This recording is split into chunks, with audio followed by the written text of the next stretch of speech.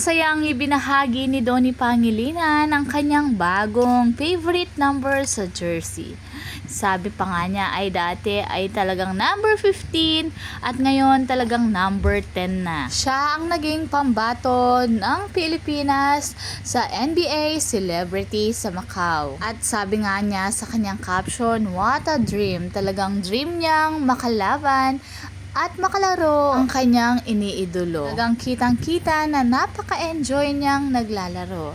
Biruin mo si Tracy McGrady ba naman ang bumabantay sa kanya. At the end, at nakashoot naman si Donnie kaya tuwang-tuwa siya at nakipag-appear sa kanya. Dahil number niya talaga ang number 10 ngayon simulang nakilala niya si Bel Mariano. Sabi niya nga sa kanyang caption, walking on a dream.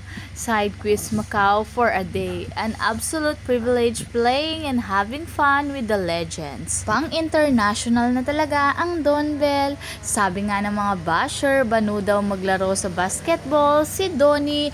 Ngunit siya talaga ang pinili magpresenta ng Philippines for celebrity game. Pati nga si Bell ay binabash at sinasabi sa kanya na hindi naman siya magaling kumanta. Bakit siya ang pinili na kumanta sa Disney Moana 2?